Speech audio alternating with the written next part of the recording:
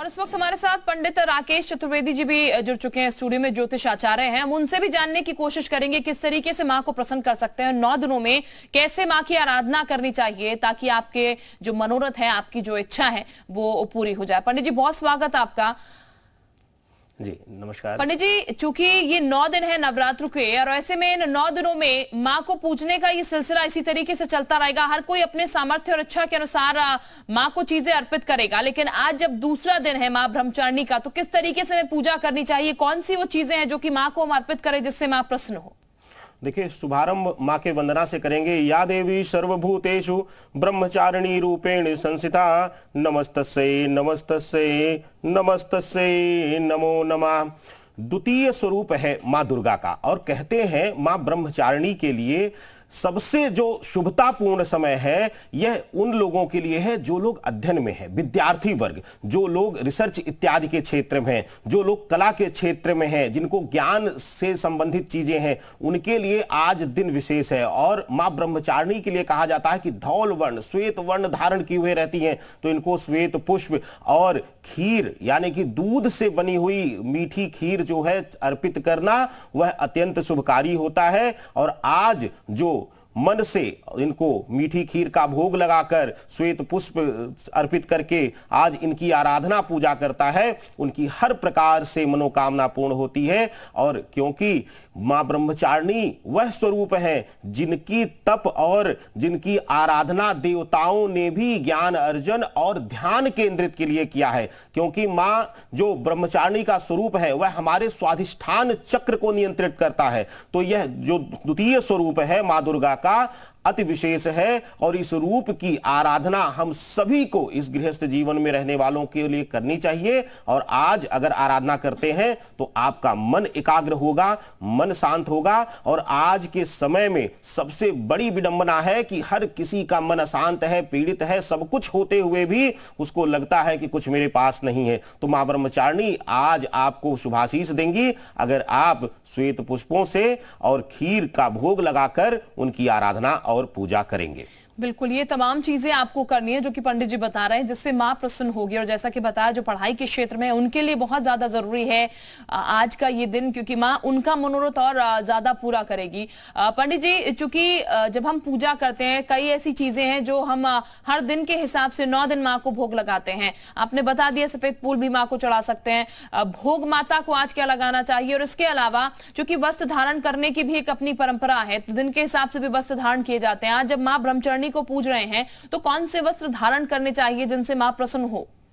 देखिए, जैसे कि मां दुर्गा के लिए इस द्वितीय स्वरूप का वर्णन आता है कि गौरवर्णा स्वाधिष्ठान स्थिता द्वितीय दुर्गा त्रिनेत्रम धवल परिधाना ब्रह्म रूपा पुष्पलंकार भूषिताम।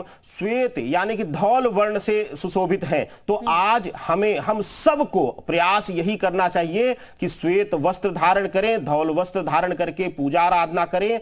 आज विशेष रूप से काले वस्त्र और लाल वस्त्र वर्जित हैं, क्योंकि देखिए कहते हैं कि मां को तो सबसे प्रिय लाल है, लेकिन आज जो मां ब्रह्मचारिणी का स्वरूप है वह धौल वर्ण है। यानी कि आज श्वेत रंग का आप वस्त्र धारण करके अगर आराधना पूजा करते हैं, और प्रयास करिए कि श्वेत आसन भी लीजिए, सूती कपड़े का यानी कि कॉटन के कपड़े का इत्यादि का आसन लेकर के आप अगर पूजा आराधना आज के दिन करते हैं तो आपके लिए अत्यंत शुभकारी रहेगा।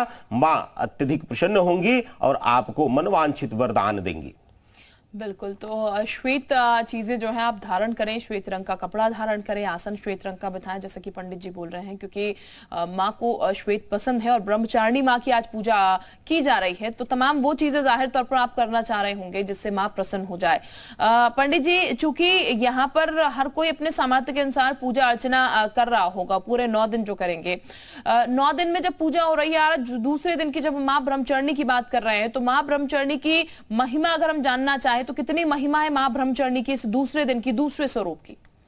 देखिए, मां ब्रह्मचारिणी को इस संसार में, इस पूरे धरा पर, इस ब्रह्मांड में जो ज्ञान का प्रतिनिधित्व है, जो ज्ञान का हम कहते हैं कि ज्ञान अर्जन के लिए या ज्ञान का भंडारण, जैसे कि मां सरस्वती के रूप को हम जानते हैं, लेकिन उनका जो मुख्य प्रतिबिंब रूप है, जो मुख्य रूप है, क्योंकि मां शैलपुत्री जो हिमालय के घर पैदा हुई, उन्हीं के 9 रूपों का, 9 दुर्गा का वर्णन आता है। तो जिसमें मां दुर्गा का जो द्वितीय रूप है ब्रह्मचारिणी का, वह ब्रह्मचर्य को, यानी कि ब्रह्मचर्य को धारण करने वाली और साथ ही साथ मन को एकाग्र करने वाली। देखिए, कहते हैं कि अभी जैसा कि दर्शकों को हमने बताया कि यह जो है स्वाधिष्ठान चक्र पर विराजती हैं या स्वाधिष्ठान चक्र का नियंत्रण रखती हैं। तो ज्योतिष शास्त्र और साथ ही साथ योग साधना में स्वाधिष्ठान चक्र का, यानी कि हमारे नाभि स्थान का, नाभि चक्र जो है वह हमारी शरीर की समस्त ऊर्जा पर नियंत्रण रखता है। तो इसीलिए यह आज का दिन और यह रूप जो मां ब्रह्मचारिणी का है,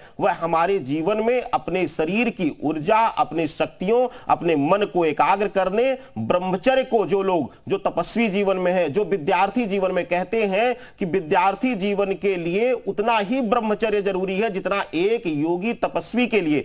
और यह ब्रह्मचारिणी का जो स्वरूप है, यह उन विद्यार्थियों को तेज देता है, वह तीक्ष्ण बुद्धि देता है, एकाग्रता देता है, जिससे वो बड़े से बड़े, कठिन से कठिन लक्ष्य की प्राप्ति करते हैं। तो मां ब्रह्मचारिणी का आज का स्वरूप अपने स्वाधिष्ठान चक्र को नियंत्रित करने, भटकाव का, जिन लोगों का ज्योतिष शास्त्र में आप सभी को बता दें कि जिन लोगों का शुक्र पीड़ित होता है, जो मानसिक भटकाव में रहते हैं, पर संबंधों के भटकाव में रहते हैं, उनके लिए भी आज का दिन अपने आप को एकाग्र करने और अपने मन को शांत करने का दिन है। अगर आप पूर्ण मन से, श्रद्धा से आज आराधना करते हैं, जप करते हैं, मंत्रों का जप करते हैं, तो आज का दिन आपके जीवन में, आपके आने वाले समय, भविष्य के लिए शुभतापूर्ण रहेगा और मां ब्रह्मचारिणी आप पर विशेष कृपा करेंगी।